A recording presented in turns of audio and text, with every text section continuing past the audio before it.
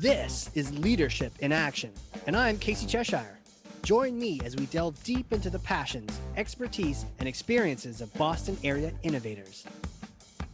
Sponsored by the Boston chapter of the Entrepreneurs Organization. This is Leadership in Action. You hit a button and the show begins. All the magic comes from there. Man, I am so excited to introduce you to the guest today. He's a fellow forum mate, friend of mine, EO member. He is a fantastic business owner, CEO, leader, serial entrepreneur, really. Can't wait to learn from him today. Realtor, philanthropist, and as I said already, friend, CEO of Rovi Homes, Steve Rovithis. Welcome, sir. Hello, hello. Excited to be on. Yeah, man. Well, hey, we've been hanging out. We just went to DC Nerve and now we're here on the podcast. So tell me, man, smash for me this myth. What's a common misconception about leadership or being an entrepreneur? Yeah, I think for me, especially early in my career, would have been around making mistakes. And I didn't realize how valuable it is for entrepreneurs to be okay with that. I think and maybe it's even the school systems are kind of, you make mistakes, you get bad grades. That's not necessarily a great thing. But in business, I think making mistakes are critical because, in my mind, the key to entrepreneurship is innovation. You're either going to innovate or you're going to die. And the only way that you're going to innovate is you're going to iterate, right? And as you iterate, there's failures every step of the way, no matter what you're doing. Very few people are going to get it right, the first time around. So I think it just took me a little while to get just comfortable with the amount of mistakes. I put myself right up at the top of the list for the amount of mistakes that I've made in the different ventures that I've either started, continue to run, no longer run. There's been a lot of mistakes in there. So, but I'm proud of it. I think it's made me who I am today. Man, I love that. The only way to innovate is to iterate. That's brilliant. Write it Put that down. put that bad boy on a wall. Sign your name underneath it. Why Well, you mentioned school too? Why do we have this in our heads that you can't mess up? You can't mess up. it's very interesting, and I think some of these systems are kind of going away from grades and stuff like that. Fortunately, I think for the mass school system, I don't know that you're ever going to get rid of grades, but there's definitely a lot of new school out there that grades aren't as important. For me, I don't think I'm going to hold my kids as accountable to grades. For me, it's effort and trying to figure out what you love and going deep in those places. I just remember sitting in school and I was a good student. I feel like the typical CEO is like, I was terrible and I dropped out and I started this business. That's not me at all. I did very well in school. I did very well, with college education. But I worked hard, almost like I didn't want to let myself down. And I realized, looking back now, like, I think I'd still be who I am today if I was getting C's instead of A's. It's just, are you paying attention? Are you doing something that you love? Can you dig into it and really start to get, the finite details in a couple of different areas of your life? Are you paying attention, doing something you love? And moving away from grades. You know what's interesting? I thought I was an okay student, and I just got a bad rap on chemistry in high school, right? And probably because I was having more fun than balancing out those electrons. But when I found my transcript from school, and I was not nearly, I kind of Steve Jobs that whole experience. I was like, it was an okay experience. No, no, I w- I was what you just described. I was not a very good student. Somehow, some way, I made it through. But you're right. I think there should be some other kind of measurement. Hey, but I earned that whatever terrible grade it was. But you're right. There's some kind of thing where the school, it was almost a means to an ends of finding, like you said, something you love or the thing that you can pursue in the future. What is it about that? Yeah, I think if schools could focus more on that and getting kids to try different things, I feel like we just got forced the agenda. You knew you were going to take your history class, and then you're taking your math class, then you're taking your science class, and you just kind of went through the motions. And I remember there being a few electives that I could pick and choose, but not much. They're kind of telling you, and I think that's where the education system just needs to evolve. There's so many different ways to learn There's a lot that comes out of school besides, learning facts and figures. There's the social aspect and stuff like that. But I think we've got to get into this place where you go into a class and it's structured, but you get a lot more to pick from, and get kids interested in just testing things. If I could say anything that I wish I had done a little bit more, it'd probably be just to test out a bunch of different areas. And I tried to go down that path. I went into a consulting gig, and my goal was to, get exposed to different industries there. But even there, I was in one industry for 2 years. I got in the insurance track, and that's kind of where I was. Yeah. So I that's the most important thing I think is, finding what you love. And even if you think you know what you love, try some other things and see if you come back to it. You Yeah. get a lot of time when you're young. Yeah. So you then extrapolating that to now, how do you learn now? So Do I'm you learn? Yeah. Oh, I read more and podcast more than I could ever imagine. Yeah. For as well as I did in school, man, I hated reading. Like, I don't know what it was. I remember my parents trying to get me to read, and it just never, unless it was like a sports book or something, I just didn't want to dive in. And today for me, I don't know. It's at least a book a month, plus podcasts on top of that. I kind of use podcasts as a little meditative, go for a walk, throw a podcast on. It's something that I'm trying to go a little bit deeper on, and I think that's the way I'm trying to shift now is go really deep on certain areas. I think I started my career out just reading as many business books as I could. Um, and now I'm just trying to go deep, whether it's, hey, we're going to go focus on culture and leadership, or we're going to go deep on marketing. So that's where I'm really trying to get a little bit better. Say, hey, here's a couple areas where I'm not as strong. Let's go deep and try and read a bunch of topics on that in the next quarter and really understand marketing for the next 90 days. Yeah. It kind of reminds me of that T shaped career path. The idea of having, the bar on top is the wide, knowledge. There's some knowledge on a little bit of everything related to what you do. But then that T, that long length from the T is something that you are passionate about, but also really good at. Yeah. And the beauty for me is, being an entrepreneur that you can kind of shift your focus and go, all right, we went deep there. We instituted some systems and some processes. I think we're solid. Let's go look at another area. And then you can start to get jazzed up about that part of the business. So Yeah.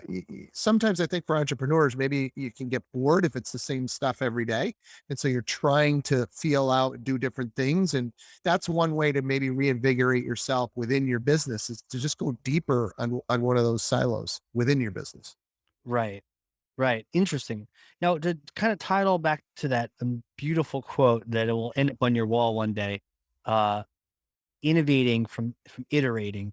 Do you have any best practices? How do you give yourself permission to iterate, and do you have any intentional things you do when you're testing something out, when you're trying something new, so that you don't drive yourself crazy, but you also move forward?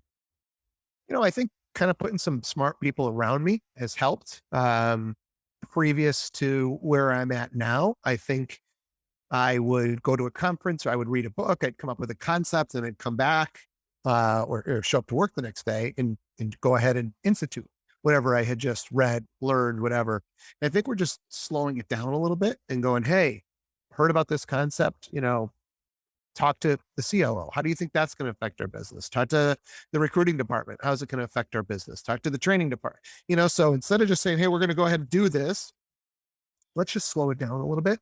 So that might help us to not quite make as many mistakes. It's not going to eliminate them. We're still going to have to then try it for 30, 60, 90 days before we can really know, hey, is this working? And some of the things are going to be even longer than that.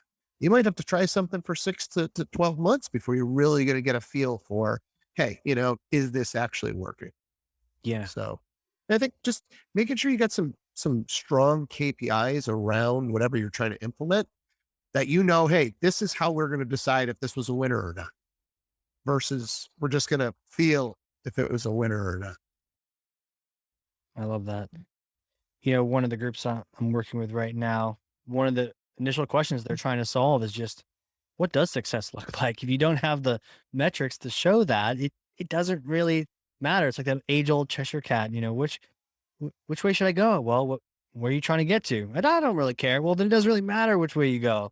Yep. So if you don't have that end goal in mind with the strong KPIs, then Yeah. nothing else really matters. So understanding what success looks like. Is this good? Is 20% good? Is 105 a month good? Like what is good so you can start What's good? tracking toward it.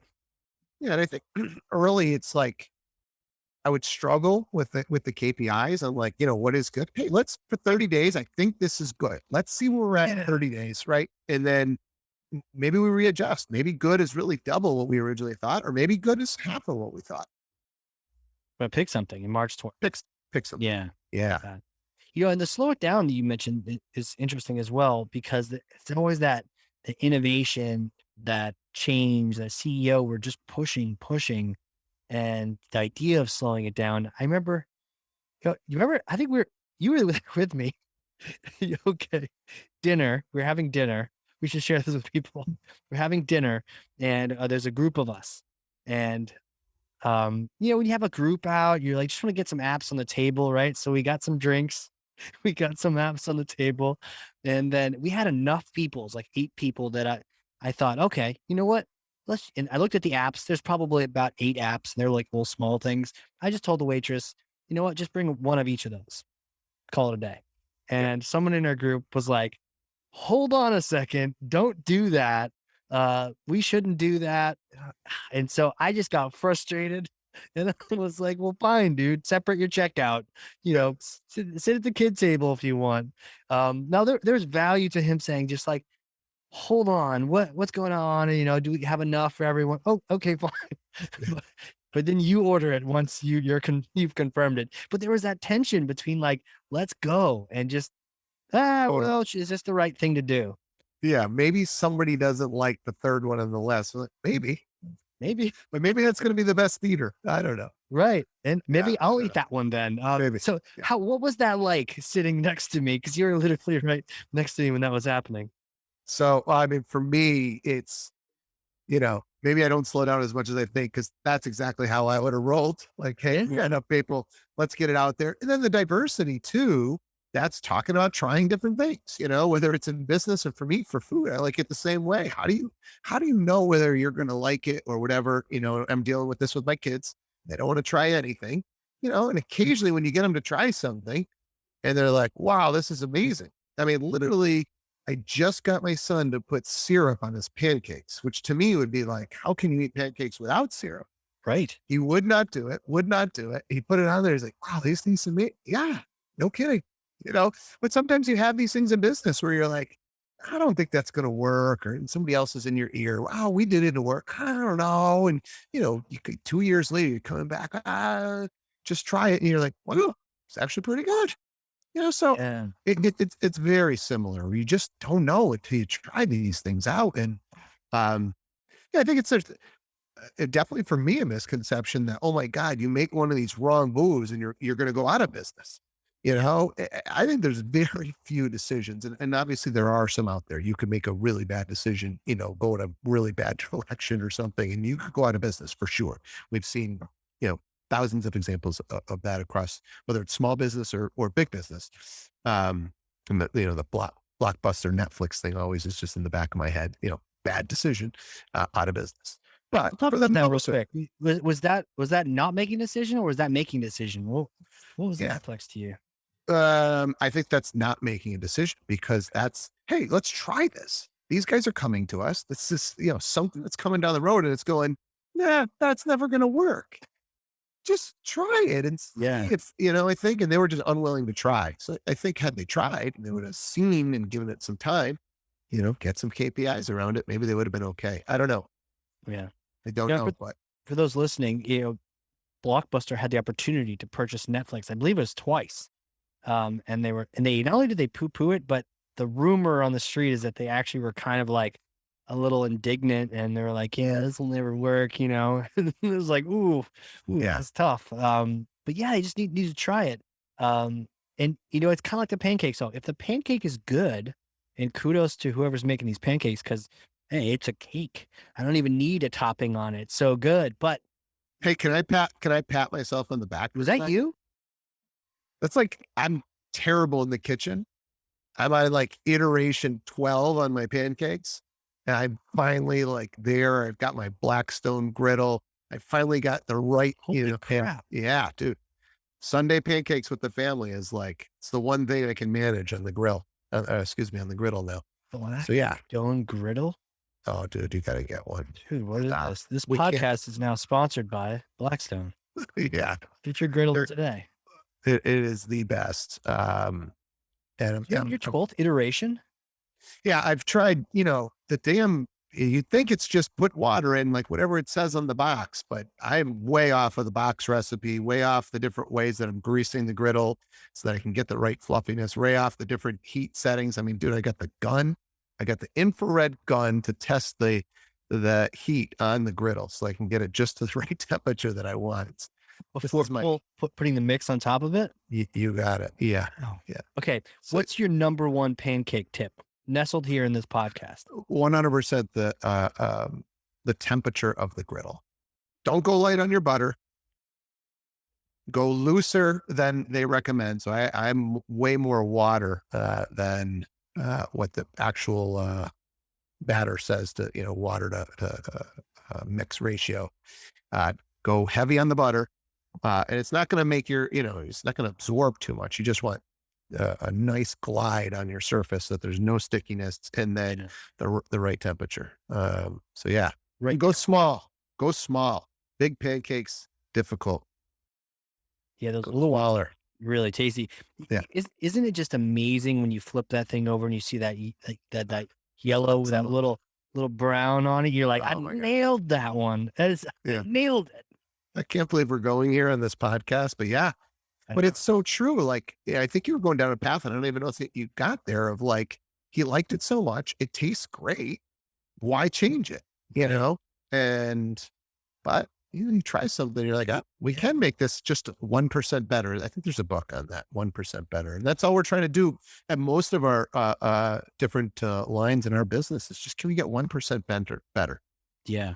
Just tweak something, switch something to get a little bit better today. Well, I think it's, not necessarily just always accepting things. I mean, you don't want to be cynical, but I think the point here with the pancakes and Blockbuster too is that if it's working now, it doesn't mean you should just settle, you know? Yeah. Like you're in I'm sure iteration 3 was probably tasty, you know? So, but you've really taken it to the next level. By the way, vanilla flavoring, yay, nay? I've never tried that. Oh, I've never interesting. We'll tried have to that. swap recipes. There we go. No, everyone. Okay, so the list I'd written down was, having the smart people around you, slowing it down, just enough, right? Like just enough, but then not to prevent you from doing it, but to be intentional about what maybe the results you want out of it are, which is the third thing, which is that KPIs. Have some KPIs, even if you have to, finger in the air, figure it out. Have something you're marching toward. Totally. Yeah. You got to have some direction and you got to measure, you know, and again, it's easy to speak to this things as I've failed at them so many times, but Sure. trying to do it without the measurements in place is just, recipe for disaster. Yeah, 100%. Killer, man. Well, hey, a Yeah. couple other questions I want to ask you. One was Sure. just the idea that, when you are that leader, it can be very isolating. And are there any resources, any communities that you look to stay connected to other leaders and to other ideas that maybe could challenge what you want to try next? What kind of resources and groups have you found have been really helpful for you? A bunch of different resources here. I mean, I think the first one is you've got to find something within your industry, some sort of a mastermind. I think most industries have a national convention or something, but try and surround yourself with the best of the best within your industry. And hopefully those that are open minded and willing to share some ideas. So industry specific for sure. And then I gotta put the EO plug out there. I was very well connected. Most of my businesses are in the real estate space. So I felt like I was very well connected within the real estate space, but pretty weak just around entrepreneurs. And I think that's kind of the uniqueness. I think there is we're different people for sure. The makeup of your typical entrepreneur is just a little off, probably. And I think we can go down a rabbit hole sometimes, like, iterations of a pancake. I think that's a common thing that we're just trying to perfect, trying to push the envelope a little bit. So to put yourself in a room where you can just cut to the chase and just talk business and talk about these things has just been unbelievable for me. I'm really enjoying my time so far to just get around people like that. So I can't say enough about the EO community, and it's been a short time for me, but already I can just tell, and it's different to be around the real estate space where at this point, I kind of get the joke. I know what the Yeah. things are. I'm trying the 1%, but now you put yourself around some other industries and you go, hey, can I take that out of health insurance or education or insurance or and bring it back into real estate? Is there a way that we can take that thought, that idea, that technology, bring it over to our space? That's, the beauty of getting around these other entrepreneurs. Yeah, I mean, they may have a completely different recipe, you know? They're coming at it from they're like, "Oh, yeah, I do my pancakes, in a air fryer or something," and you're like, "I had never thought of that." Yeah. And then you may do a little lateral jump another 5, 10%, as opposed to those small little increments. Everyone else in the same industry is doing the same thing, but just hearing someone else trying something new may just inspire you to bring that. And maybe nobody else has the bravery or even just the insanity enough to try that in your industry, but maybe you do. Yes, and I think, you just kind of hit it the nail on the head there where you get around these people and maybe they've been trying to figure something out for a decade. And like you just sit down at lunch and they spill the beans and you're like, well, all right, that just saved me 10 years. Thanks. It's like, with these authors and these books, the people that aren't willing to read, you're like, man, this guy dedicated 3 decades of his life to leadership. And it's in a 150-page book for $20. You might want to read that one, you know? So that is where I think it kind of clicked as I started to get pretty consistent with my reading that I'm like, man, these guys have just dedicated so much time to a specific topic. And to get it, it's these cliff notes of 150 pages, 200 pages. You're like, dang, this is good stuff, Yeah. you know? Yeah. So, Um, yeah, back to your earlier point, I've often heard, like, don't copy your competition, because they're probably copying you or someone else. Maybe they help inform you a little bit, but, you may copy someone in a completely different industry and you're unique. You're not even a competition anymore. yep. revolutionizing everything. Yeah, question for you though. I've gotten kind of cynical on books. I think I've read enough bad ones like Sales Dogs, where Yeah. you compare sales reps to types of dogs, and you're just like, "The hell am I reading? This is terrible, Okay. terrible." But, like, there's good I know my book is full of amazing information, and I chopped it from 45,000 words to 35, and I put so much of my life into it. Wasn't even 3 years per se, maybe it was, but yeah, so there's good ones, there's bad ones. How do you personally find the good ones? Or are you just iterating like we just talked about? Yeah, I think I'm typically looking for somebody else. I'm a big reviews guy. So before I'm gonna go down a pipe, I'm gonna talk to a couple people, see what their thoughts are, definitely read online reviews and stuff. So yeah, I'm not typically just picking a book. Somebody's coming to me, somebody that I trust in a specific industry and saying, hey, so that's more of my reading now is it's gonna have to be via recommendation from somebody that I trust.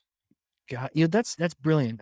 I can totally use that. Like, in terms of takeaways that we can get from this podcast is I I could be more intentional about listening for those social signals when someone drops me a book. And sometimes I've heard that book 3 times and I keep writing it down. And it's like those are those signals to me saying, like, hey, dummy, go, go. This is something worth reading. You keep hearing about it. It keeps coming up in conversation. This is past that initial test. No one's saying that about sales dogs. Sorry, Yeah. sales dogs. Right, right. But some of these other books, they're getting your attention. That your people you trust are your filters. I mean, I use that on social media, so why not use it for books too? It makes total sense. You gotta get it on the question list, man. The Get question people on list. the yeah, they gotta ask, "Hey, what if you could recommend one book, what would it be?" I love that, man. I was Yeah, actually just going to ask you that question, but you're yeah, right. you Actually, I should actually add that to the show. So I'll make a Maybe. note that, it would be great to just ask these different entrepreneurs, different, Boston area business leaders, what's that one book? So if I were to Yeah. ask you, what's the one book you recommend the most? What would you say? One is tough. 3? How many do you want? Yeah. We're friends, right? I mean, let's go. How many do you want? If I had to pick one, it would probably be Darren Hardy's Compound Effect, because I think it just applies to everything. It is that the day in, day out of trying stuff and just seeing what's going on and just remembering, like, that'd be funny when, I'm in the real estate sales game and somebody else, hey, I've been doing this for a while now and I'm not seeing the results. Well, how long's a while? 30 days. Well, I mean, a while to me is like months of trying something. And I think that the typical example is like working out. You're just not going to see. You go to the gym, even if you went for a gym every day, super, super hard, you're going to see very little difference. You're gonna be like, dang, I just busted my tail for a week and I don't really see much. But over the course of a year, that stuff adds up. And so I just love that concept no matter what you're trying to accomplish in life. Is just build just every day, just a little bit better at whatever you're trying to do. Well, a lot of times I think entrepreneurs were all over the place, and being consistent and persistent with something can be a challenge. Did this help you with that, or you're already kind of good with being consistent and persistent? This just, reaffirmed it. No, I think this reaffirmed it. And I don't know where it was in my coaching career that just nighttime routine and morning routine are so critical. So those work really, really hard on both of those things. So routine for me is, the day can get away from you, but you've got control of your night for the most part, and you definitely have control of that morning. So making sure that those two things are in place. I think the nighttime routine just sets you up for the morning, right? If you can get to bed at the same time, you can, cool the body down, get a great night's rest, recover, and be ready to get after it the next morning. And you're intentional about that. Do you have a particular system, or a book that you've used, like Miracle Morning or anything like that? I love Miracle Morning. My nighttime routine is just put the kids to bed and then don't go back downstairs. When I go back downstairs, that's turn the TV on. It doesn't typically lead into anything good. So so I'm an early to bed, early to rise guy. So, my kids are in bed for 8:30, and the ideal night for me is transition, get ready for bed and then just read, ideally not on a digital, device. I do have a pair of blue blocker type of the blue light blocking glasses that if I'm going to be on a device, yeah, and then I'm trying to be lights out by 9:15. Hmm. So that routine, I've tried the meditation stuff. For me, it just doesn't work. I hope at some point in my life I get there. But just getting the electronics off, getting to bed at a reasonable time at the same time, works for me. That's So interesting. I'm similar on the meditation side, though. I have had some success with, the Peloton app. When you're not on the bike, you can there's like classes. They have like 1,000 like guided meditations, like a 5-minute sleep one or a 10-minute sleep one, where you just listen to this person be all chill.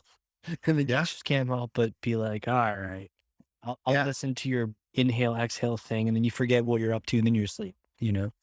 I had the only thing that's worked for me would be the guided meditation, and not so much like breathe in, breathe out of just, but there's some that's just very calm with the calm music and some sort of a concept, how to deal with stress, how to deal with a tough relationship at work, but it's meditative at the same time. It's done in a manner that there's a little bit of knowledge gained, and it's trying to get you into that resting state. So, Yeah. yep. Is there an app you use for that, or Calm. you? See, yeah, Okay. yeah, yeah. And they've And got, the British guy or the Australian guy, can you handle him? so the different for whatever reason, the different voices do, affect me quite a bit actually. And so those don't do it for me. Yeah. Yeah. Yeah. Um, but there are, I don't, there's a female's voice on there. And she's got a couple of different series and that actually work. So I don't know. Yeah. I mean, to each your own, right? You gotta pick the Yeah. one that doesn't catch your like, I just remember we did, some guided one at some EO event, and the Yeah. British guy comes on. all right, now you got to focus. All right, breathe in. And I'm just like focusing on him talking. And I couldn't do it. But okay, do you have what's your morning routine look like? The morning routine is one of my latest tricks. I'll give a shout out to my wife is on the water consumption. So I do try and get 3 32 ounces down in a day, but I love my morning coffee, and so now it's been I can't have my coffee until I get that first 32 ounces down. So morning routine is up as early as possible. So, I don't know, 5:30, no alarm, just kind of let my body end sleep at the end of a sleep cycle. Try and get that water in, get my exercise in. We actually, for our organization, we do a 30-minute call every morning where we just kind of we have different topics. So we might talk sales one day, we might talk leadership, we might talk culture, and then we open it up for like a real estate roundtable. So just ask your real estate questions, and anybody in the yard can jump on. It's just kind of get your day started the right way. After that, it's breakfast with the family, and then it's get ready for our day. So and then I'm usually out the door bringing the kids to school for 8:15, at the office for 8:30 to 8:45. That's my morning. It's like It's clockwork. clockwork for me. It's not pancakes every day though, right? No, that's Sundays only. Sundays. Okay, Yeah, gotcha. yeah, Okay. yeah, yeah. So my other specialties are toast with peanut butter and a couple of slices of banana. Got that down. Smart. Oatmeal I've got down. Yeah, and then smoothies. I'll give you a little hint for those Yeah. listening that have little kids. I've got a health and fitness guru that I coach with, and he gave me this one. You take a smoothie and you short the liquid. So figure out whatever smoothie that it's got a nice nutrient balance in there. Short it on the liquid, make it super super thick. It's basically like ice cream. So we use these for our breakfasts, probably 2 days out of the week. They'll have that, and we make enough pancakes on Sunday that that's a leftover day one day. Nice. So, yeah, so you get a couple of these ice cream bowls. So, when you get to tell your kids they get to have ice cream for breakfast, that goes over much better. So we used to be a 7-day a week, a cereal family for those kids. And I just was like, "Hey, we can do better than this." And so it's the pancakes, it's egg and cheeses, it's peanut butter and toast and banana, it's these smoothies that are turning into ice cream. So just feel like it's time with your kids. So Yeah. it's been pretty cool for me. Man, it is cool. Yeah. Got tons of takeaways from this one. Hey, yeah, I'd love to shift a little bit, and I've had a chance to get to know you lately, in EO and in the forum. But my next question is really, who are you? Yeah. Take me back in time, like little Steve days. Did you know that you were going to grow up and be a realtor, properties, serial entrepreneur, all that kind of stuff? No, no, totally did not. My dad's an immigrant. So, I think that's part of how school got ingrained, in me. So my dad came over when he was 15, couldn't speak the language, and, From where? Greece. Oh Yeah, wow, yeah, we're from the island of Crete. And so there was just hard work was just drilled into me. And, he was a hard worker, but somehow always found time to be at our stuff as kids. I was the kid playing all kinds of sports, all kinds of extracurricular activities. Um, Looking back, I was also the kid that bought the pack of bubble gum, for whatever, 25 cents, and sold each piece for 10 cents and made the quarter. That was totally me. So definitely had entrepreneurial tendencies. But yeah, I had no idea really. I think when you come down that path, like, doctor, lawyer, those types of things were probably just what you were thinking. Um, and so I was down that path. I had an incident with my leg in the Shriners Hospital when I was young. So that pushed me more down the medical field. Went to school as a pre-med student. And then I played college soccer along with the pre-med. So that kind of, um, it just burned me out, I think. Between all the practices and all the labs and all of that stuff, I just wanted to take a break from schooling. And I figured, hey, if I really want this doctor thing, it'll still be in me in a couple of years. Let's go test the waters a little bit. And it just wasn't in me. Mhm. I got a couple of opportunities business wise, and um, yeah, I started making really good money as a young 20 something, and was still living at home for a good piece of it. So saving and started to invest in real estate, and broker kind of said, "Hey, if you're going to keep buying like this, you should just get your license and do your own deals." So I did that.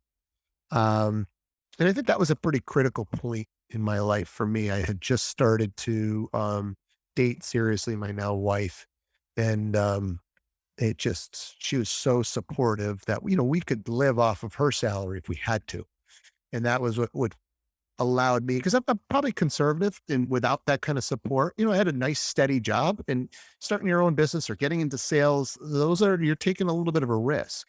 So to have her support to say, you know what, go do that. In worst case, we could live on, what I've been able to put together for my career.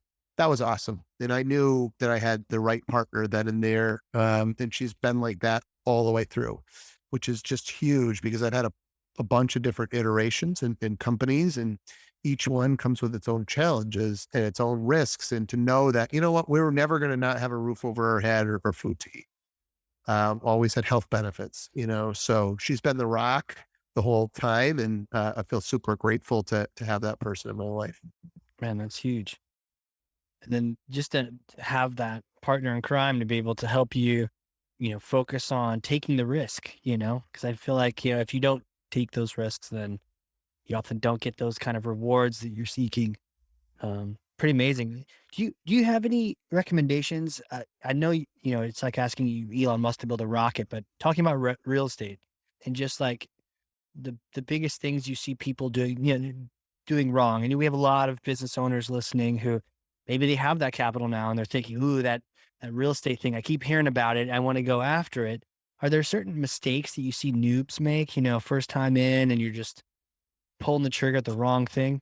Yeah, I think everybody thinks it's sexy to go buy an investment property, right? They're going to go buy a 3 or 4 unit building, and they're going to be a landlord, and they're going to, somebody else is going to pay the mortgage. I just, if you're going to live in one, you're going to get a duplex and you're going to live in one side, and it's right there and you can manage it like you're right there. But after that, you start to get like, there's this kind of in between where you own like 4 units or 8 units, and that's tough. Like, if you're going to do real estate, I feel like you got to kind of go all in.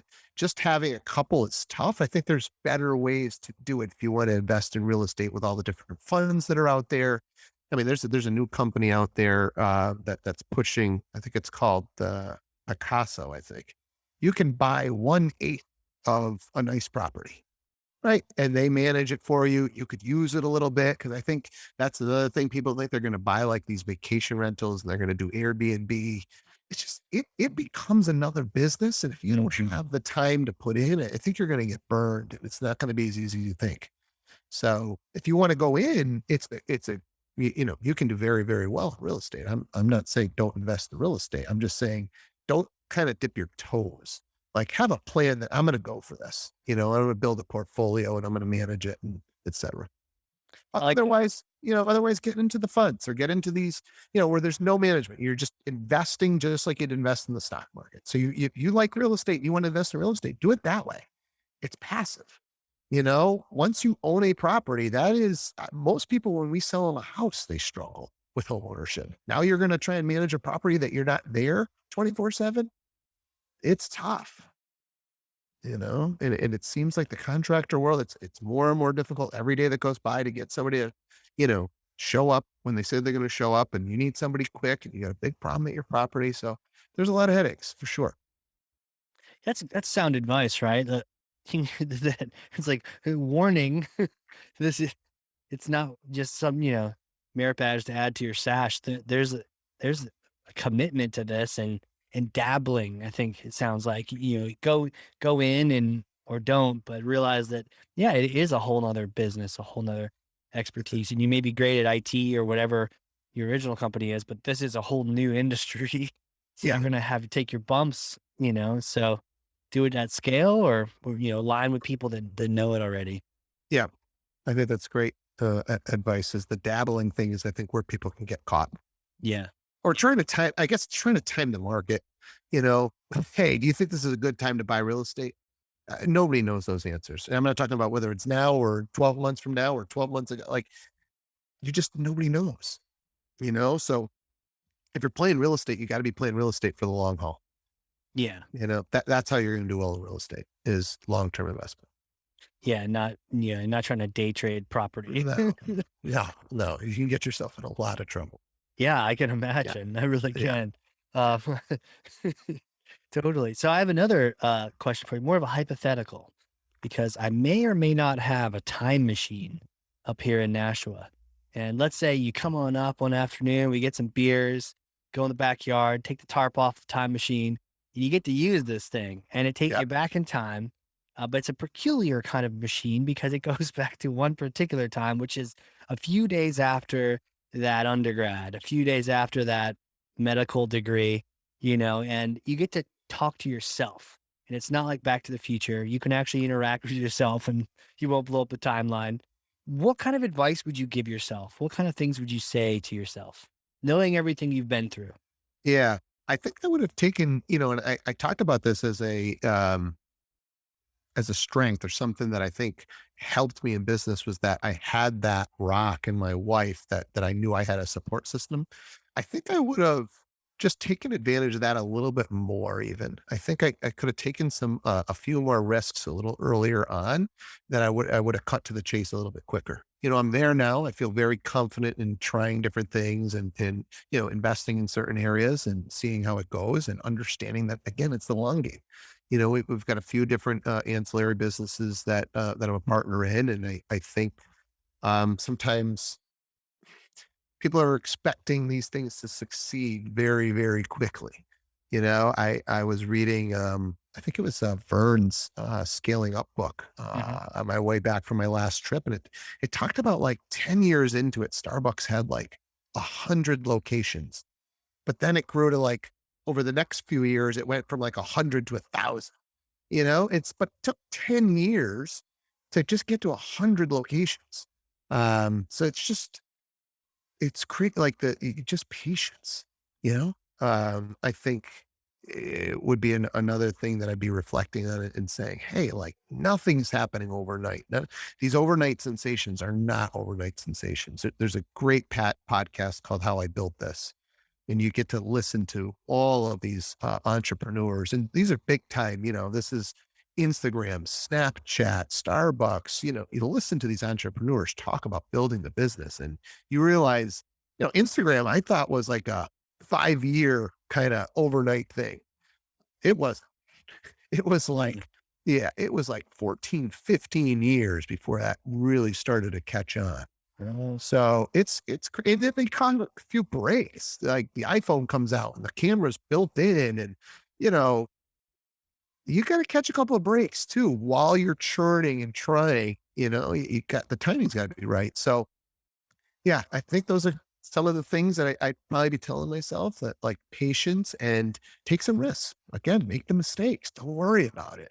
I was so nervous early on to make mistakes.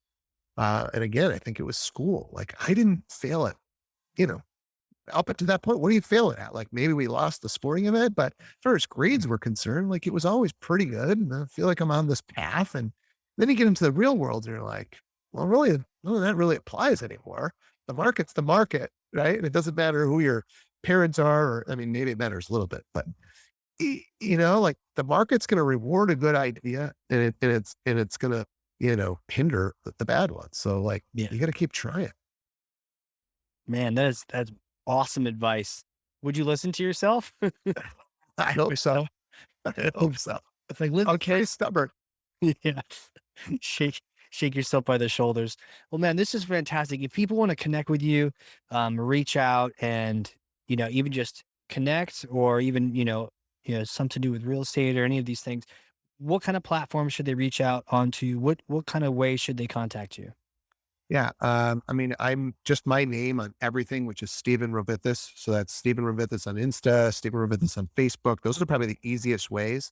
Um, yeah, I would say reach out to me on the social platforms and send me a message there. And I would, the one thing, if you're listening and you really got questions about the space or whatever, I am like an open book. I'm really willing to talk to.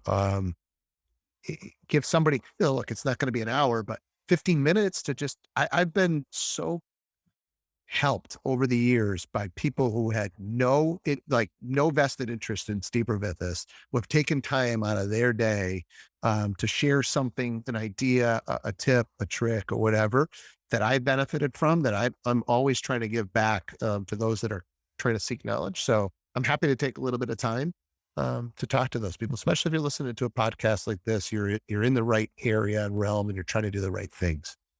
Absolutely. And it looks like you got the Rovi Homes NE.com. Yep, yep. And also you have a real That's estate the school. we do. We do. So you really sold us in the real estate school by telling us to watch out and stay out of it. No, but like that's the kind of education you want to hear from people, not just like, oh yeah, you'll be fine. Throw down your 401k. You'll be fine. No, you want like, hey, don't be serious if you're gonna get into this thing. That's it. Totally. Yeah. Totally. Brilliant, dude. This was fun. I love doing stuff like this.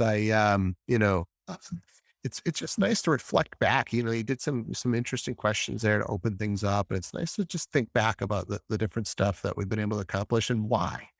So reflecting back, I think, I'll leave you with that one. It's something that I need to do better on is the journaling and the writing stuff down to just reflect. There's a lot to be learned from your own stuff of just taking that 5 minutes to journal and jot stuff down. It's something I'm trying to do.